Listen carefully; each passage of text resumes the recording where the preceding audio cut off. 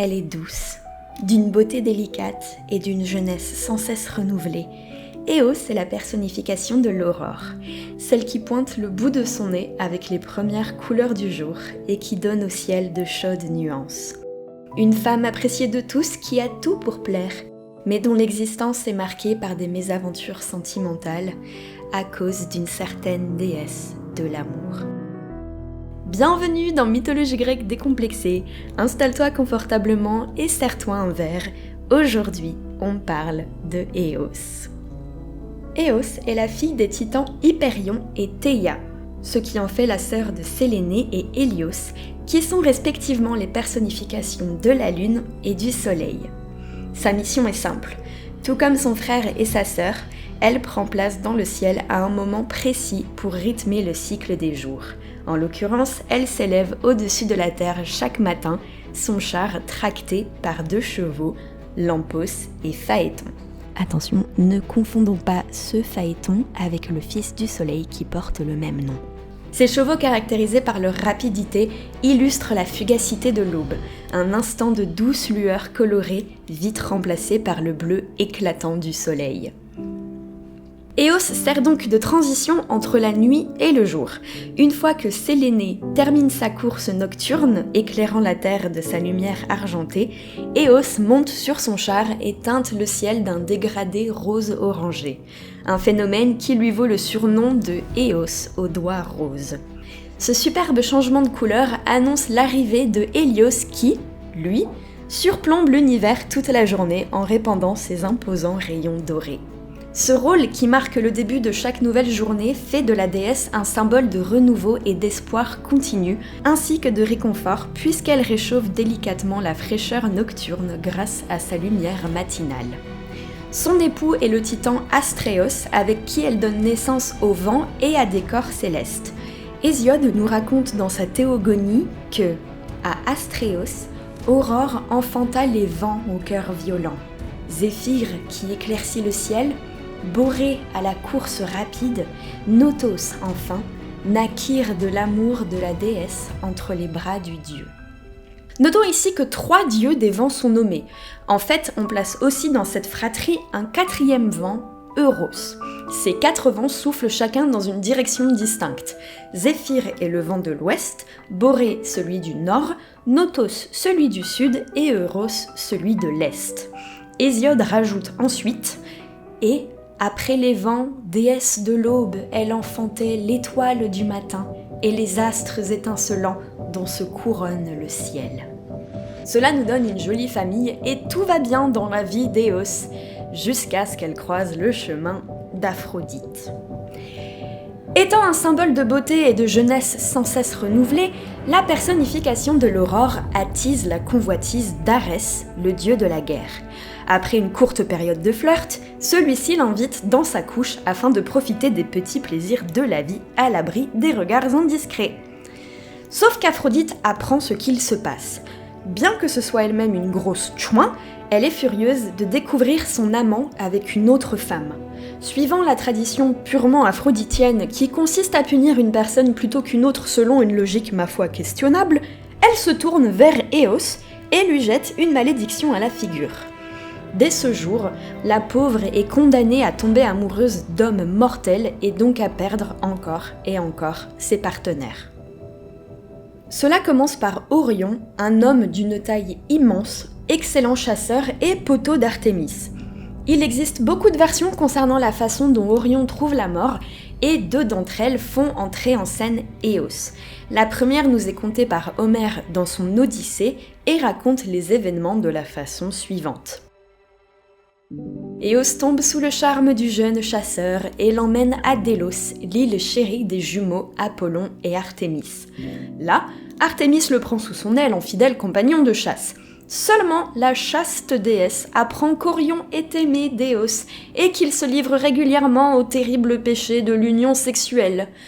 Alors elle entre dans une grande colère et décoche une flèche meurtrière qui met un terme à la vie du chasseur. On dit aussi qu'Apollon, ayant appris que Orion a accepté de partager le lit d'Eos et craignant qu'il s'immisce dans le lit de sa chère sœur, met au point une fourberie dont le résultat est là aussi le meurtre du chasseur par Artémis. Après Orion vient le tour de Titon, un prince de la ville de Troie. C'est le fils de Laomédon et donc le frère de Priam, le futur roi de Troie pendant la guerre éponyme. Cette histoire d'amour se finit tristement à cause d'un petit oubli de Éos. Petit, mais qui a son importance. On apprend ce qu'il arrive à Titon dans les hymnes homériques. Éos tombe sous son charme et l'enlève afin d'en faire son partenaire. Jour après jour, elle profite de la compagnie de l'élu de son cœur. Mais les mots d'Aphrodite la hantent toujours, elle qui est condamnée à aimer des hommes mortels. Alors elle va voir Zeus et lui demande une faveur, accorder l'immortalité à Titon. Le dieu accepte de bon cœur. Quel bonheur! Mais les années passent et Éos se rend compte que quelque chose ne va pas. Sur le visage de Titon, une ride se creuse, puis deux. Les cheveux bruns deviennent argentés. Des cernes se creusent sous un regard jadis vif. La jeunesse quitte petit à petit son Troyen chéri. C'est le drame. Éos, lorsqu'elle a demandé à ce que Titon soit immortel, a oublié d'accompagner cette demande de la jeunesse éternelle pour son amant. Celui-ci vieillit donc à l'infini, devenant un vieux gâteux et sénile. Éos abandonne sa couche et l'enferme dans une chambre où elle continue de veiller sur lui apportant du pain, de l'ambroisie et de beaux vêtements. Malheureusement, il s'assèche indéfiniment et finit transformé en cigale. De Titon, Éos enfante 2 fils, Memnon et Émathion. Les 2 sont des rois, Memnon d'abord avant de se faire détrôner par Émathion. Celui-ci trouve la mort face à Héraclès dans le cadre de son 11e travail. Le héros devait aller dérober des pommes d'or au jardin des Hespérides, mais Émathion n'a pas voulu le laisser faire. Il décide d'attaquer Héraclès qui le tue sans difficulté, permettant à Memnon de reprendre sa place sur le trône. Est-ce qu'Éos est attristée par la mort de cet enfant? On ne le sait pas. En revanche, on sait comment elle réagit à la mort de son second fils. Memnon, grand et brave guerrier, met ses armes au service de son oncle le roi Priam pendant la guerre de Troie. Il affronte avec courage les troupes grecques, mettant à mort bien des soldats dont Antiloque, un bon ami d'Achille. Ce dernier, témoin du meurtre de son poteau, attaque Memnon pour le venger. Après avoir échangé de violents coups d'épée, Achille fait mouche et inflige à son adversaire une blessure fatale. Memnon succombe sous les yeux de sa mère impuissante. Ne pouvant soutenir la vue du bûcher funéraire, elle pleure toutes les larmes de son corps. Les matins suivants, aucune des couleurs de l'aurore ne viennent sublimer le ciel, car elle est entourée du voile du deuil. Ces innombrables larmes tombées sur le sol au cours de la nuit restent déposées là où elles se sont échouées, sous forme de rosée du matin. Après cette histoire d'amour avec Titon vient le tour de Céphale. Céphale est lui aussi un chasseur qui se lève tôt pour sortir chercher le gibier. Pendant l'une de ses balades matinales au lever du jour, Éos l'aperçoit en haut du mont Hymette et tombe sous son charme. Elle le kidnappe et l'emporte sur son char. Bien que Céphale reconnaisse la beauté de sa ravisseuse, son cœur lui est fermé. En effet, il est marié à Procris et l'aime passionnément. En compagnie d'Éos, le nom de son épouse légitime ne quitte jamais ses lèvres. Il ne cesse d'évoquer ses tendres baisers et le lit conjugal dans lequel il souhaite retourner. Il vante la fidélité de sa femme qui attend sûrement son retour. Éos s'indigne et lui dit que puisque c'est comme ça, il n'a qu'à retourner voir Procris, mais il le regrettera.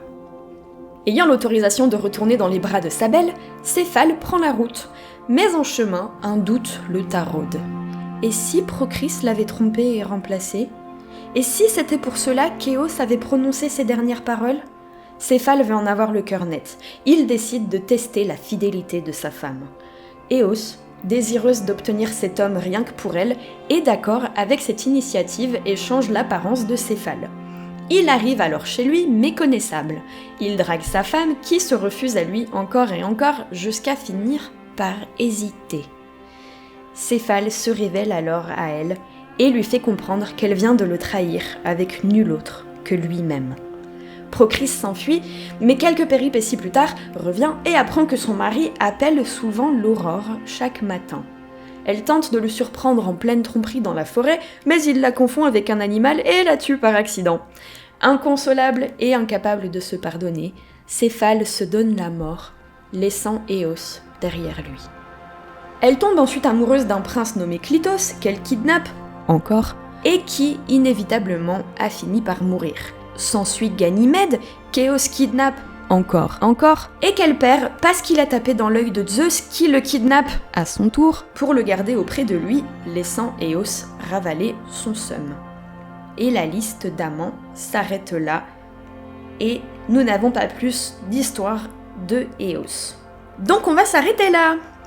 Éos est donc une déesse dont le rôle est primordial puisqu'elle ouvre chaque matin la voie au soleil, symbolisant le renouveau continu. Malgré sa beauté et sa jeunesse, la belle déesse aux doigts roses connaît une existence marquée par les déceptions amoureuses à cause d'Aphrodite et de sa jalousie maladive. J'espère que cet épisode vous a plu! Pour plus d'histoires décomplexées, abonnez-vous à Mythologie grecque décomplexée sur la plateforme de streaming de votre choix. Si vous aimez l'humour, la page Mythologie grecque décomplexée vous attend. Et si vous êtes bavard, vous pouvez rejoindre le Discord du Mont Olympe. Tous les liens sont en description. Vous aussi, soutenez mon travail en faisant un petit don sur Tipeee, tout comme les tipeurs du mois de novembre. À l'heure où j'enregistre, vous êtes 8. Merci beaucoup à Aventurine, Valzuz, Scotty, Kuramato, Melinda, Omelette, Verveine et Ilona. Votre soutien me fait ultra chaud au cœur et comme mon micro est en train de décéder, ça va m'aider à en racheter un nouveau. Merci beaucoup d'avoir écouté. Prenez soin de vous, c'est primordial. Et on se retrouve dans 15 jours. C'était Margot pour vous divertir. Ciao!